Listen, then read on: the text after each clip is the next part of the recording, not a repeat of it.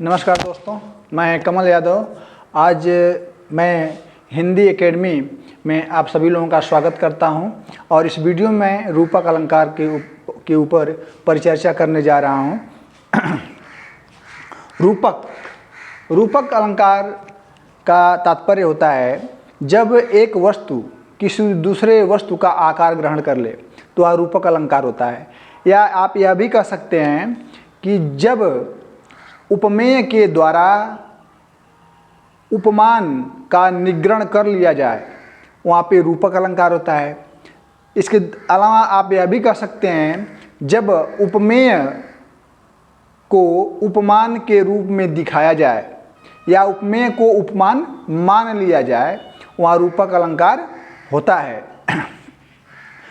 आप यह भी कह सकते हैं कि जब उपमेय का उपमान के ऊपर अभेद आरोप किया जाए तो वहाँ पे रूपक अलंकार होता है। जैसे देखिए, रूपक अलंकार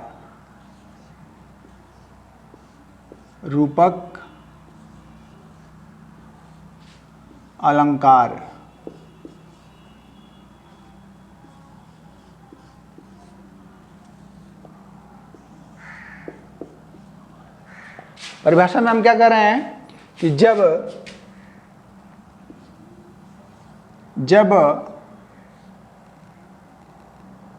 उपमेय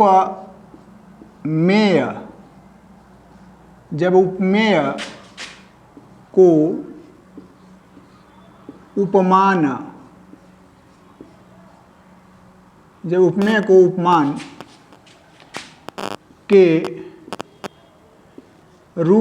उपमान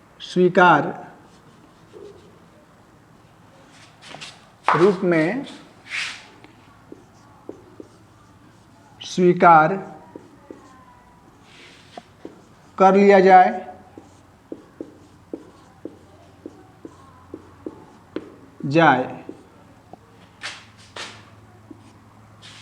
जब उपमेय को उपमान के रूप में स्वीकार कर लिया जाए वहाँ पर रूपक अलंकार होता है।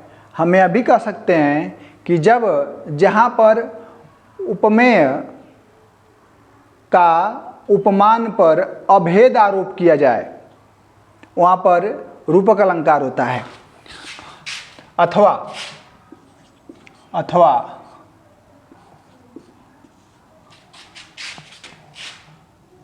जब उपमेय का उपमान पर अभेद आरोप किया जाए वहाँ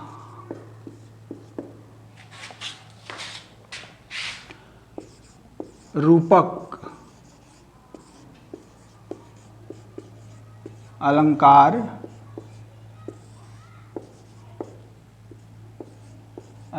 होता है। आप यह भी कह सकते हैं अथवा जब उपमेय के द्वारा उपमान को निगल लिया जाए या उपमेय के द्वारा उपमान का निग्रहण कर लिया जाए, जहां उपमेय के द्वारा उपमान का निग्रहण अथवा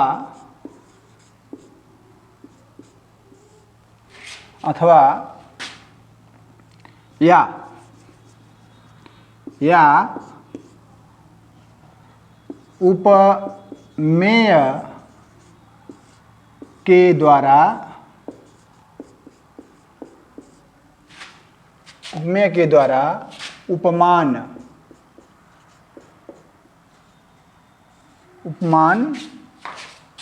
को निगल लिया जाए वहाँ रूपक अलंकार होता है। जैसे मान लीजिए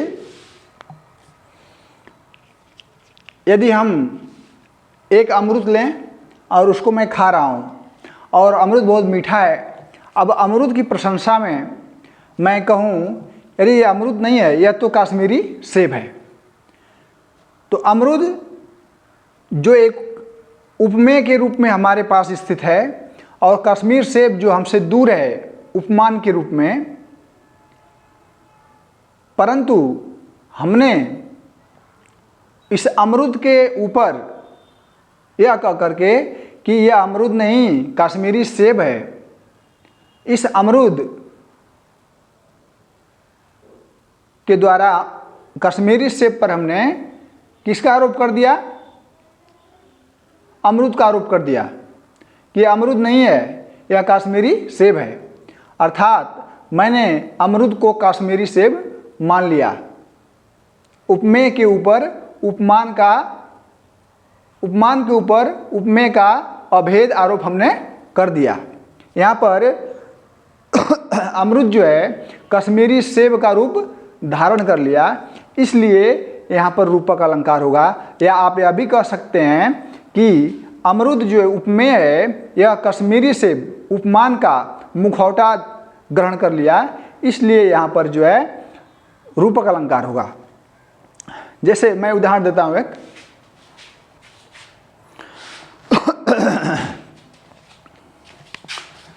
उदाहरण है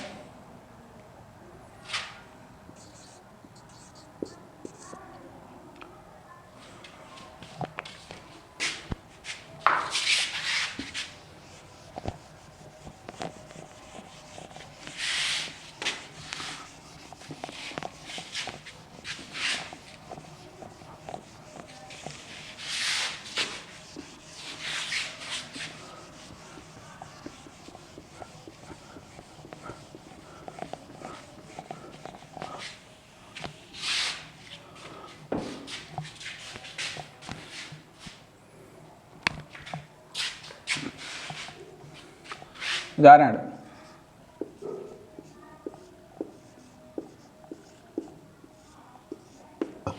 उदित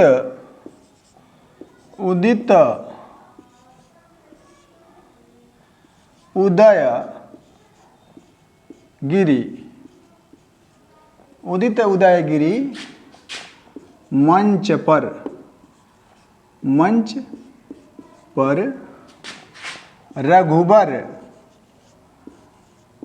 रघुबर बाल पतंग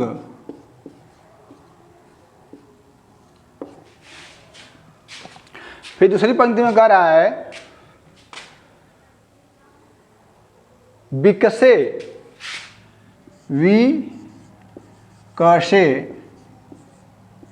संत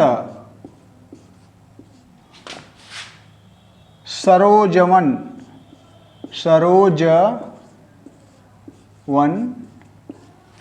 हर्षे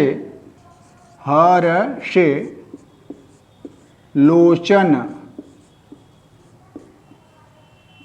भृंग। अब इस पंक्ति में आप देखिए, पहले हम आपको दर्शाते हैं कि इसमें कौन सा रूपक है, कौन सा शब्द उपमेय के रूप में आया है और कौन सा शब्द उपमान के रूप में आया है। देखते हैं। उदयगिरी, मंच, रघुबर बाल और पतंग, संत, सरोजवन, लोचन और भृंग। यहाँ पर उदयगिरी पर्वत जो है क्या है? उपमान है, उपमान। मंच क्या है? मंच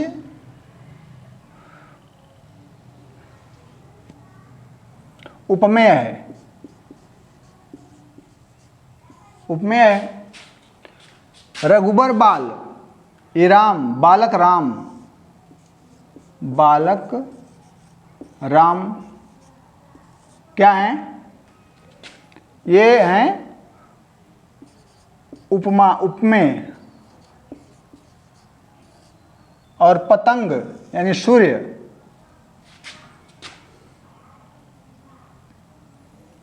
सूर्य क्या है?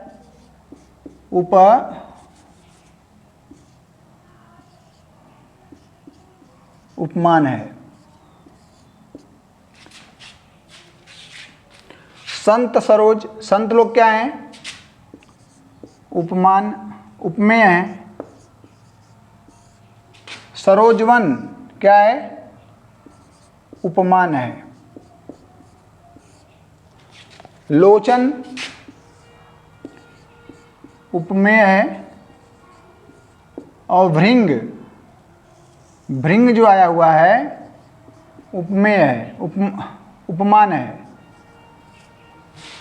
इस पंक्ति में आप देख रहे हैं, यह जो पंक्ति है सीता स्वयंवर के समय की है, जब बालक राम शिव धनुष को तोड़ने के लिए सीता स्वयंवर में जाते हैं और जिस मंच पर धनुष रखा हुआ है उस समय का वर्णन है। उस समय की छवि और सुंदरता का वर्णन कवि करते हुए कहता है कि उदित उदयगिरी मंच पर रघुबर बाल पतंग, अर्थात देखने से ऐसा लग रहा है कि मंच जो है उदयगिरी पर्वत के समान है।